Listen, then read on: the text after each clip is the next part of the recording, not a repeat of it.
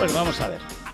Querido Enrique, doctor de la Morena, vamos a hablar hoy de algo muy peculiar, que son los médicos, que son médicos de otros médicos, pero no para su salud, sino para su trabajo. Exacto, para el trabajo y para tener ese hospital donde ellos trabajan con los últimos tecnología que hay en la medicina. Y tenemos aquí, pues, Andrés Sánchez Vázquez. Ángel Sánchez Vázquez, que aparte de ser médico de los MIR, que hizo su MIR, luego es médico comunitario, ha hecho director de hospitales, en fin, tiene un currículum impresionante. Pero yo quiero contar una anécdota porque él ha sido compañero de mi nieto, del mayor, de Fernando, que tiene como él 33 años, que me dijo que este señor fue el número 1 de COU y le dieron un premio y se fue un año a Estados Unidos. Mira tú. El número 1 del Pues COU. mí aquí está tan fresco. Y aquí está tan fresco, sí. Sí, y él que está ahora mismo de director de la Quirón de Pozuelo, que o sea, tampoco es el hospital más miserable del mundo. Y que contábamos que es uno de los que mejor funcionan aquí en Madrid, en el sector privado, bueno, aunque tenéis esa parte del grupo. Lo que le decía, que hemos traído a don Ricardo Saiz de la Cuesta, hemos traído a Victoria, hemos traído mucha gente de ellos, porque eso tiene mucho prestigio. El departamento de ginecología probablemente es de los que más funcionan o más dan de sí. Pero a ver, Ángel, ¿cómo se llega a este puesto? Porque tienes que tener la confianza de la empresa, y luego también de los que estás vigilando, ayudando, etcétera. Claro, los médicos y la empresa de médicos. Eso primero, ¿cómo te fichan? Totalmente, pues sí. Bueno, lo primero, buenos días, y muchas gracias por traerme aquí. Pues fue un recorrido peculiar. O sea, yo cuando terminé medicina de familia, era un médico muy de vocación hacia las personas, quizá menos médico erudito, ¿no?, de esta parte más de la ciencia médica.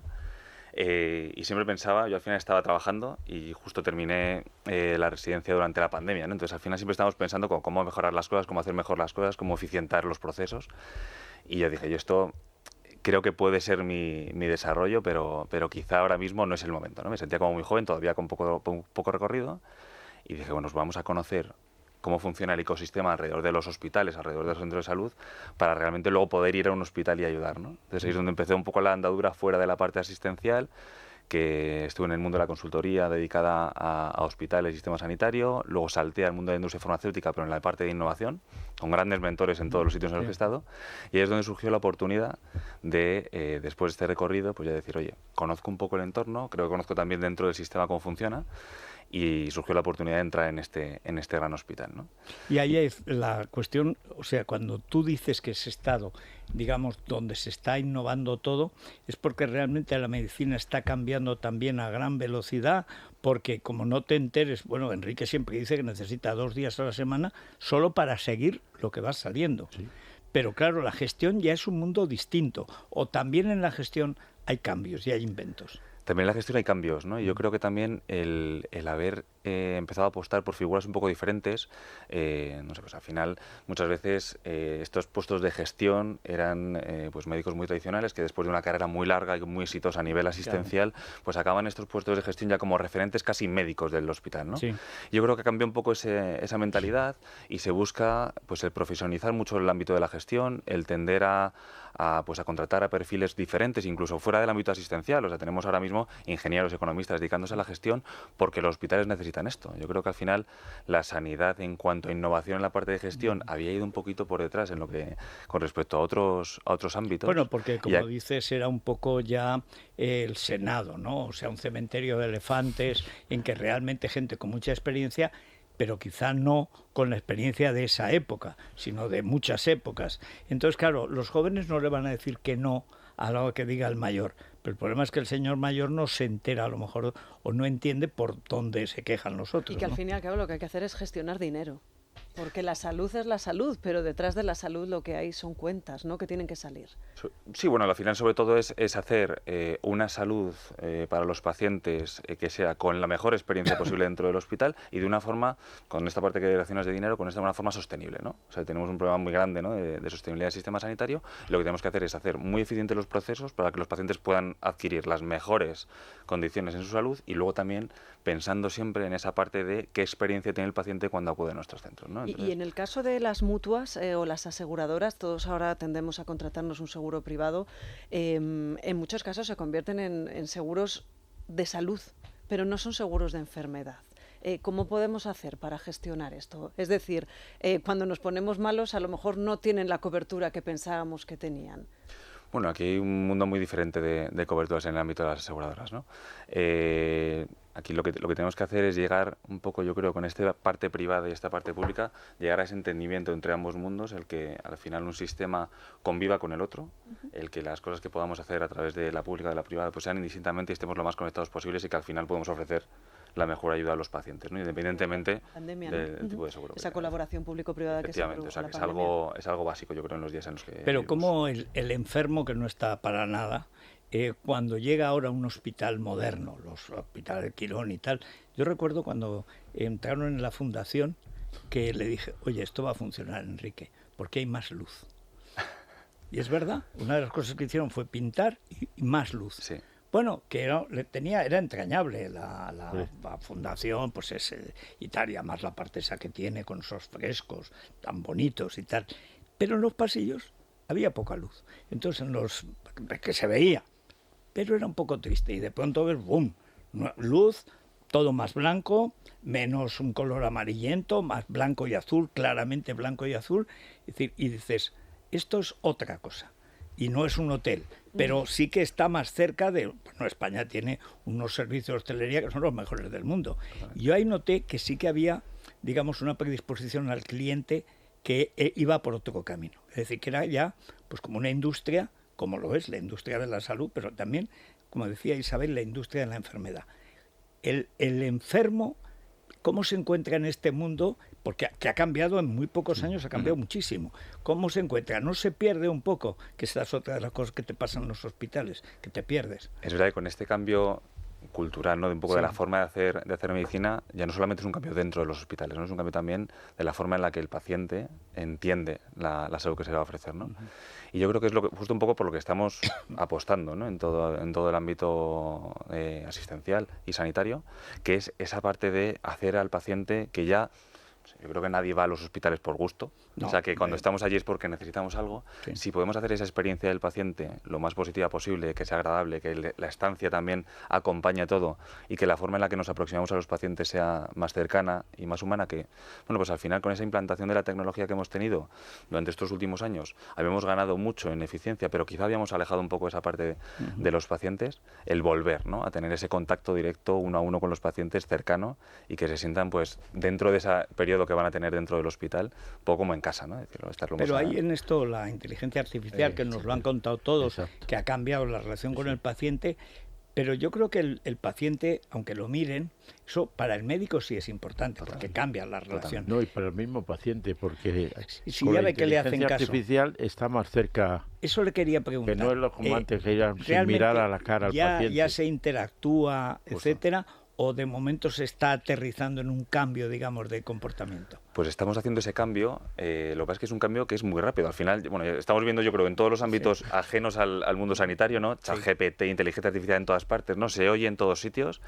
y el mundo sanitario no se queda atrás con eso tampoco, ¿no? Y esto es un poco lo que hablábamos, esta parte de humanizar esa atención, acercarnos al paciente. Cuando pensamos en una consulta, o sea, entro a consulta y muchas veces que me encuentro, ¿no? Pues un médico detrás de una pantalla de ordenador, un teclado, un ratón, póngase usted ahí, a veces un taco de recetas. Taco de recetas, o sea, al final no te da tiempo prácticamente a estar mirando al paciente, hablando, escribiendo, haciendo las peticiones, o sea, llega un momento que dices, pero ¿dónde queda esa parte de la medicina de verdad, que es estar cerca del paciente, mirarle a los ojos, escucharle, explorarle? No, muchas veces esto se había perdido, pese a que habíamos buscado con la tecnología el hacer lo contrario, ¿no? El decir, oye, vamos a hacerlo pues todo mucho más eficiente para poder pasar más tiempo con el paciente. Habíamos generado barreras tecnológicas, ¿no? Decir, oye, pues al final estás detrás de una pantalla, estás lejos, ¿no? Sí, que no veías al médico, estaba detrás del ordenador siempre. ¿Y cómo hemos querido nosotros darle la vuelta a esto, ¿no? Y aquí lo hablamos con esta parte de inteligencia artificial.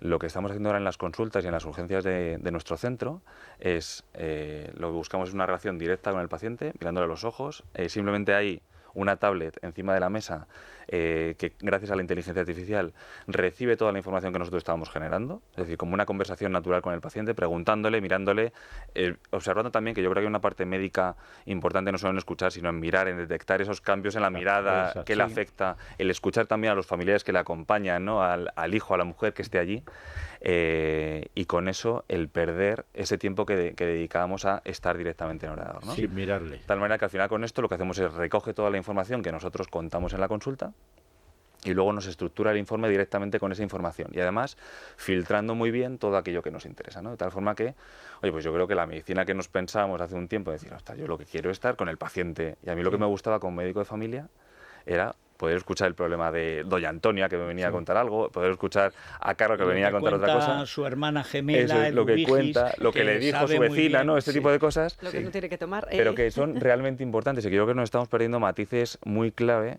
en el día a día de la consulta, que al fin, por esa velocidad, ¿no? que teníamos que tener. ¿Y cómo cambia el médico? ¿Cómo cambia un médico que ha estado 20 años trabajando ahí, que aún está en edad de trabajar, bastantes años, y que de pronto le cambian la fórmula, la forma que tenía ya de trabajar?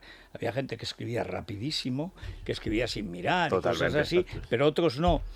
¿Cómo se adaptan a esto, que es más humano, pero no es lo que ellos han hecho? Eso es, al final es un cambio grande, es un cambio de mentalidad y de forma de orientar la consulta muy grande.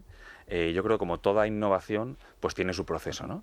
Tenemos a gente, los que llamamos early adopters, ¿no? Esa gente que desde el principio abrazan la tecnología, desde el minuto 1 ya están pasando consulta con eso y les parece maravilloso, ¿no? Y luego, pues médicos que lo que necesitan es sentirse muy cómodos con esto, porque al final, yo creo que todo médico lo que quiere es sentirse cómodo delante del paciente, ¿no? Y si hay algo que te está haciendo sentir incómodo, que crees que es más torpe que lo que tú lo harías, que dedicas más tiempo a estar cacharreando con la tablet que lo que harías en la consulta, se genera una barrera, ¿no? Y es justo lo que estamos intentando evitar, que esa inteligencia artificial sea una inteligencia artificial lo que llamamos ambiental, ¿no? O sea, que esté en la habitación, pero que realmente no interfiera con nada, no moleste, no se note, y que haga mucho más natural todo. ¿Y qué es más difícil de gestionar en un hospital, donde además tienen por un lado a veces pacientes insatisfechos y también a los médicos insatisfechos con todo el sistema sanitario que están viviendo? ¿Qué es lo peor? Realmente, yo no diría lo peor, quizás sí lo más complicado, ¿no? Yo cuando entré al hospital, y el otro día estábamos en una reunión de jefes de servicio, ¿no? Claro, yo me siento allí, estoy en el auditorio viendo a todos los jefes de servicio. Y serán todos como tus padres o abuelos. Que son muchos de ellos, más mayores que yo, y sobre todo son todos grandes referentes en sus ámbitos. Claro, a mí, pues te tiemblan un poco las piernas cuando estás ahí delante, ¿no? Y ves a grandes médicos y les estás hablando de mejorar, de cómo cambiar las cosas, de cómo innovar, ¿no? Pero yo creo que desde, todas estas barreras que pueda haber o dificultades que pueda haber, desde un punto de vista, desde la humildad, ¿no? Desde decir, oye, yo vengo aquí como un médico, como decías tú antes, no es un médico para médicos, no es un médico para ayudar a que los médicos puedan atender mejor a sus pacientes, y sobre todo por una mente abierta por su parte. Al final ha habido un momento ahí de conexión tremenda con el hospital y con todos los profesionales, que hace todo mucho más fácil, ¿no? Entonces, todo aquello que sea pues problemas que puedan surgir con médicos, problemas que puedan surgir con los pacientes, yo creo que con esta parte de trabajo en equipo, y que además en este hospital, un poco por cómo nació, ¿no? Y por cómo pues casi todos los jefes de servicio tienen un largo recorrido dentro del hospital, con equipos ya muy grandes dentro y con muy asentados, se hace muy fácil, ¿no? Bueno, y a mí me ha hecho muy fácil este recorrido. Te piden, aunque Quirón sea lo más poderoso, de los 2 o 3 grupos más poderosos, cuando te piden un dinero que ese año no hay, ¿esto cómo lo gestionas? Dice, no, pero el año que viene ficharemos a quien queramos. Se peleará con el gerente, como hemos hecho. Eso iba a decir, ¿tiene alguien a quien dice, mira, habla con recursos humanos? Pues a mí no me mata eso. ¿Cómo lo lleva eso? Ahí hay una parte muy importante. O sea, yo me dedico mucho a la parte asistencial, y sí que hay un gran equipo detrás de toda esa parte más económica, ¿no? Entonces aquí la parte de gerencia y el hospital, al final como grupo, ¿no? Y buscando siempre esa parte de eficiencia y sostenibilidad a lo largo del tiempo, es como se busca hacer este tipo de inversiones, ¿no? Entonces aquí es verdad que en estas batallas no hace falta que me meta yo, y eso también es de agradecer. Me dedico más a la parte asistencial, y eso siempre pues es la parte también que más me llena actualmente, ¿no? El poder estar cerca de los médicos, de los pacientes y de la forma en la que... Es que te sientes médico. y me siento médico, eso es. Médico. O sea, que esa parte, bueno, yo creo que lo llevamos todos dentro, ¿no? Yo de vez en cuando pues voy por el hospital en pijama y me voy por allí por la urgencia porque necesito esa parte de conexión con la realidad asistencial del hospital, ¿no? Por un momento en pijama he pensado que iba en pijama. Puedo comparar. En pijama hospitalario. Ya. Pijama de color. En pijama Exacto, de color. exacto. Bueno, Pues muchísimas doctor Sánchez gracias, Vázquez. Ángel, porque además es muy interesante, es una profesión nueva, realmente dentro de la medicina, pero otro de los grandes cambios que se están Que produciendo. un médico de familia hable bien de esa especialidad es maravilloso. Hombre, porque, claro, es porque que hay ese que es el defenderla médico de mucho. verdad. Eso es, hay Luego que están defenderla mucho. la tecnología, los cirujanos Exacto. y tal, pero el médico, Pero el primero es el que médico de abre la cabecera. puerta y ya te empiezas a curar. Eso es. Dice, ya ha llegado. Ah, Eso ya hoy no caigo aquí. O sea que- Muchas gracias, doctor. Hacemos muchas una gracias, pausa. doctor. Y a la vuelta, Muchas gracias. doctores, es verdad. Y Sí. a la vuelta hablamos, como decíamos, de los mejores chiringuitos los del mejores verano. chiringuitos en la del sección de verano, pues gastronomía. chiringuitos que perjudican seriamente la salud. También. Es la mañana. Es radio.